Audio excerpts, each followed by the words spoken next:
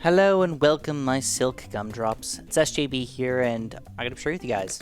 There are still intermediate maps that I don't have black chimps medals on. There are still maps that I don't even have a chimps medal on as far as intermediate maps are concerned. And it's mostly because it's not even that I care about the chimps, it's that I care about having to play through hard, alternate Bloon rounds, and then impoppable just to even unlock the chimps, which I know just sounds lame and stupid, but I like it like having an actual challenge, and a lot of those just are kind of like, feels like wasting my time almost. But here we are. We have to get a black chimps medal. I'm going to unlock it for you guys because, believe it or not, I'm running out of time. I'll tell you guys why I'm running out of time in just a few seconds here, as soon as we get our hero going. All right, hero is indeed going. I wanted to make sure that I put her down as close as I possibly can to the bottom here, because this is a really, really cool but awesome strategy. But it's more of a round 30 to 60 strategy than anything else. But because of those 30 rounds, it unlocks so many options and opportunities available to you, it's almost absurd. If you guys have not seen this strategy yet, it's one of my top tier strategies that I recommend to newer players, but it's not bad for pretty much anybody. And it also works on almost any game mode. The only thing that it does not work on is extremely hard maps, because you're putting a lot of bang into two towers here that if you have to spread your defense out, it might not work flawlessly. But that being said, all we're going to do is we're going to go for a quick, decently level upgraded ninja here. I think like a double shot or something like that. Let Adora slowly get better over time. And eventually we're going to buff him a little bit. But not crazily, just a little bit. And then, once we get them going here, we're going to ride them out. Basically 30 rounds non-stop of just making money and getting our defense set up. So let's show you guys how it's done. Before we get too deep here, I just wanted to mention really quickly that I hope you guys aren't seeing any glitches here and there. I've recently been seeing some glitches in my monitor, which is really annoying, and I hope that that's not also affecting the video, but if it is, I apologize. I don't really know if I can fix that at all without, getting like a new monitor or something. Or maybe I guess just restarting my computer, but it's too deep. We're in too deep for that, so it's just not happening. But here is the crux of the strategy. We build a 4-0, I guess we can go 2 ninja.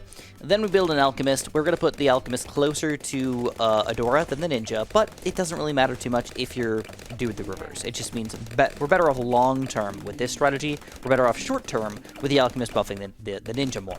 But all you want to do is you want to get this guy up to 4th tier as soon as you possibly can. And like I said, this is the easiest part of the strategy, and it's a very easy strategy to pull off. Just a combo of 3 towers, and they do basically everything. I kind of keep interrupting myself in my thoughts. Like, I'm legit thinking about one thing, and I'm like, no, wait, this is more important. Oh no, interject Chris with his own Chrisness right now, because this is much cooler and more important to talk about. But I am going on a trip with my friends. So I'm actually going to be gone this weekend.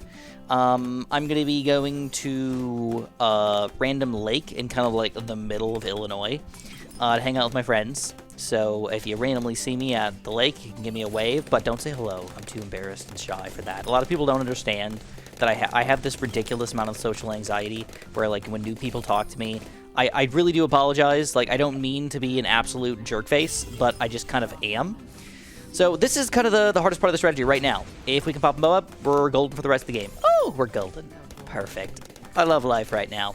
But I really do. I'm not even messing with you guys. I do have a pretty extreme amount of social anxiety, so it would be I would be very much appreciated if you wanted to say hello. Just give me a wave. Don't be like, hey, it's SJP. What's up? How you doing? How's things going? Or you could be like, SJP, and give me a wave, and I'll give you a wave back, and then like we'll move on with our lives. And I don't mean to be a jerk. I know that a lot of other people are way cooler, and they're like willing to say hello to fans and things like that. I'm not. I just suck. So I do apologize for that. I wish I was better. I'm just not. That's probably why I play Bloons for a living. It's probably the nerdiest, non-nerdy thing that you could possibly do. It's like a strategy game that really makes you think and do hard things, but because of that, you're also kind of nerdy, because you're playing a cartoon game based on putting random monkeys down that pop balloons. It just sounds nerdy when you really think about it, man. If you wanted to, you could even get down and think about that. There's some people that want to get up and think about that, but then, like, you're too high and mighty. Don't get up in a tree and think about balloons. You know, get down, like, in an underground bunker or something like that, and, you know, then you can start to really get down and think about it, I guess. So here we are. This is the plan. We want jungle drums. I am going to go for the radar scanner as well. Now we're set up. This is the gist of it. Now, if I was not trying for a Black Chimps medal, I would go until I die. But I think we could easily pop through around 59. Around 60 is probably the first time where I'm like, yeah, maybe we can't handle that. Maybe. But in most situations, especially when a door reaches level 10, I think we can. But check this out. You can even, I know for a fact we're going to pop around 49. This is a usually pretty tough, difficult balloon round. Look at this. The balloons aren't even making it to the street part, to the cul-de-sac part. They're just getting owned on this little mini baby sidewalk thing. And we've got a lot of money, too. So what's the plan now? Well. I was thinking that we do a fun boat strategy. So this is probably one of my top tier go-to towers, and I'll admit it. I understand that it's one of my go-to towers, but it just works so perfect on this map. It's kind of ridiculous. We're going to be going for a top path aircraft carrier. I am going to be going for the grape shot, hot shot, because I need to go for a village, but I'm going to wait on the village. I don't need it just yet.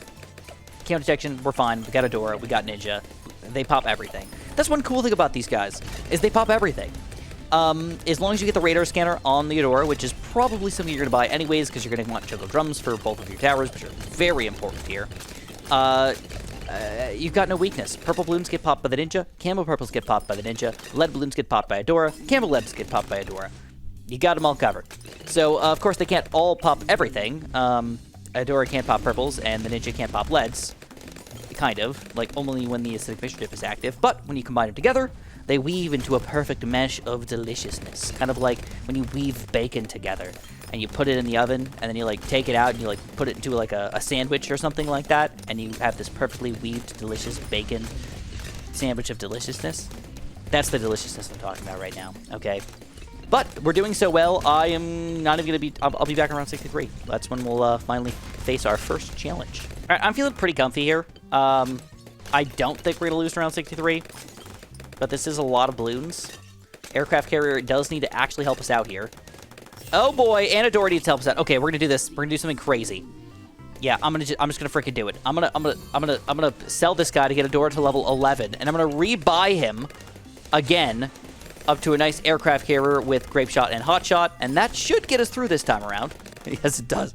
Okay, so normally I would just save up for that aircraft carrier and figure out what else I would want to buy in like a small amount, but I need to do this live. I'm Black Chimpson, bro. I'm Black Chimpson this up. So by now, if you've realized, there is one smidge of a weakness to this strategy. It is round 63. That is the only thing that these guys cannot really handle. That's why I say it's around 30 to 60 strategy. It dominates that. 63, it struggles a little bit, but still, with a tiny bit of help, one aircraft carrier, we're dominating into the 70s here without any issues. Like, they're not even getting close to going through, and I don't even have to use abilities or whatnot. And now, we get to go for our first big boy. Where do you go, aircraft? Excuse me. Carrier flagship. I don't know why I always get those mixed up. It sounds like carrier flagship just sucks more than an aircraft carrier, you know? Like, an aircraft carrier sounds like it's carrying a bunch of aircraft, which flagship carrier just sounds like it's carrying a flag. Like, oh yes, we've got one Uno flag that's probably white. We're about to surrender against you. Just sounds less meaty. Yeah, you know? It's like the opposite of bacon. Whatever that is, tofu or something? I don't even know. But poor No Money Fred here is going to keep us in the game for a long time, and he gives us one huge Mungo advantage, which I'm hoping is not going to be an issue here. Oh, it might be. Oh, I have had the issue arise where if you try to put something on top of this boat, it may not be able to be put up there because of like walls and stuff being in the way. But fortunately, we can still put it on top of this one, which is good enough for me. And that's what we're going to focus on.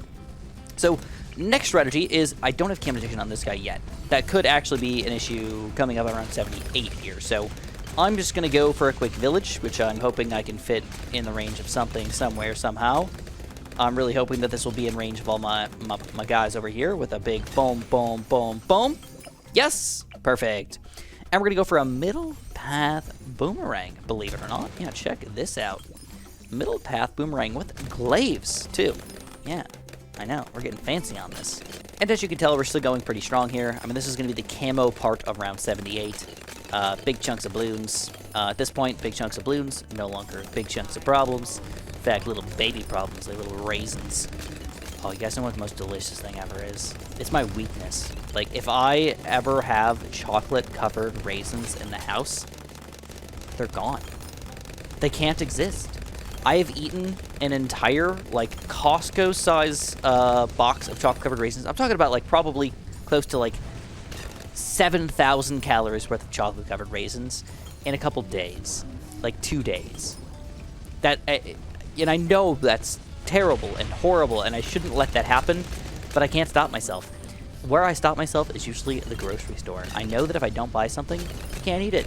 So I can never go to the grocery store super duper hungry. If I do, and I do that sometimes, and I definitely do splurge on things more than I probably should. It's not like absolutely awful, but every once in a while I will do that weird thing where I buy the chocolate covered raisins. One time that I usually buy them is usually on my birthday, believe it or not. Don't know why, it just feels like I get to splurge and do whatever the heck I want on my birthday. That's like the one day where I'm like, I will not listen to any of my own SJB rules. I will do whatever I want, whenever I want, and you can't stop me. So if you haven't seen by now, this is the plan. We're going to go for a permacharge. And the reason why we're going to do this is because both class Bloons are all going to come out of the bottom here. So you could go for attack zone just as easily, but I feel like I overused the attack zone. Didn't want to do it.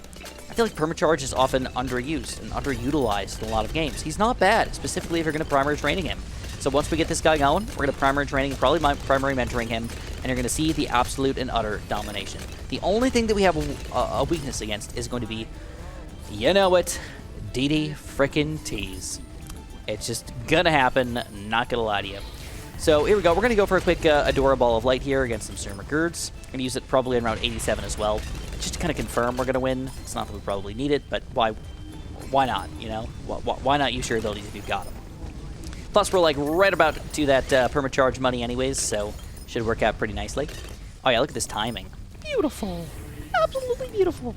Now, if you're wondering and thinking that maybe that Kira flagship sacrifice was complete and utter garbage, and like, I cannot believe you spent $10,000 to sacrifice into a hero, Chris, don't underestimate Adora. She is one of the heroes that is actually worth it to spend money or spend sacrifices to go inside of her.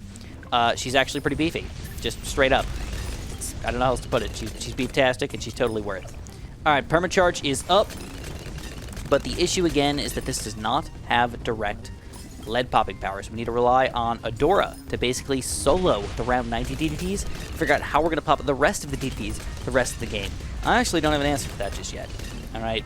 If I was smart, I would have just gone for a permacharge with Red Hot Rings, and that would have probably popped everything. But I kind of wanted to go for this guy. So let's check out the DDTs and see what we can do.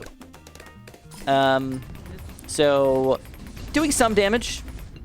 Kira flagship's also helping out a little bit. Yeah, we're actually pretty good. With this ball of light and everything, we'll probably be good for 93 as well. 95 is still probably another story, and that's where I'm just going to do it. It's my go-to stupid ability here, but I like it. I'm going to go for my Spike Storm with Red Hot Spikes.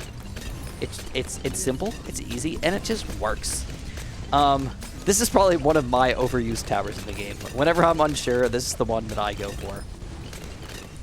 Okay, we're doing really, really well so far. No big deal. If you want to look at pop counts, this is always fun for me. We'll just use the Ball of Light just because. That should be good enough. Yeah, we're good enough. Still probably going to have a little bit of a tough time around 95 because it's round 95, but I don't know what... Oh, I know what I want to get. I know what I want to get, because I get to show him off. And I might show him off in another video pretty soon, just because this guy is so funky fresh. Transforming Tonic. Yeah, no joke. Unironic Transforming Tonic. Also, with a buff. A buff that allows us to actually see through walls now. I want to actually try to use this in a real game at some point. I have not been able to yet. So 94, pretty beefy. Still going to take it down with kind of a combination of everybody, realistically. Like I was saying, pop count. 230 for Voidora, 96 for the Ninja. Not godlike or anything, but pretty good. Oh my god, Kira Reflection with half a mil so far. And Pubert, oh man, 300,000. That's really good for being around for how long he's been around for. And I forget which one's better, but I'm going to go for the Acid Pool just because I'm going to do it. And I'm basically going to go Ball of Light first. Yeah, Ball of Light first. Then we're going to use the Transforming Tonic because now there's no purples. Then I'm going to go for the Spike Storm, and then I'm going to Permacharge after all of that. So let's use this Spike Storm, and then we're going to go for that Permacharge, kind of in the middle of everything, start to deal with the Moabs over here, and that should be enough to take down round 95. Had to use all of my abilities to make that happen, but, of course, totally worth. Now, round 96 is also a pretty beefy round, so I think we can manage. Kind of have to just watch it a little bit, see what happens here. We got all of our abilities back. Let's just use Permacharge. Let's just clean them up. Probably use a Ball of Light on round 97 here. We'll probably get it back for round 98. And we got a bunch of money. What are we going to do with it all? Oh, boy. That's a great question. Let's go for, I really wish I could do this again. You know what I'm going to do? I'm going to spend my money on this. Boop, boop. And, yeah, we'll use the Ball of Light. Why not? I don't know. What do we want to buy? When in doubt, when you don't know the answer, just buy it.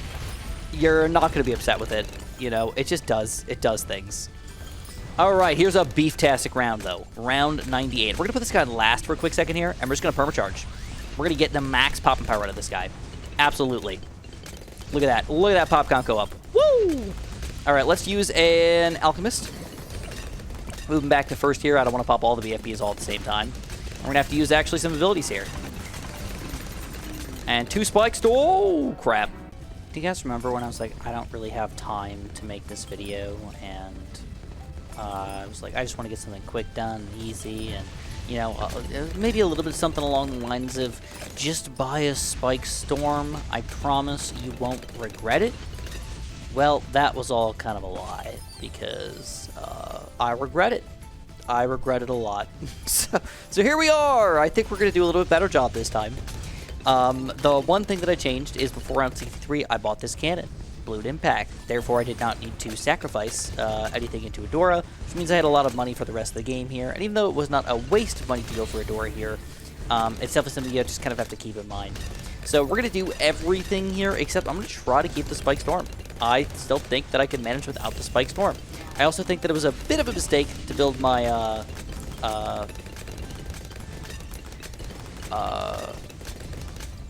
what was I going to say?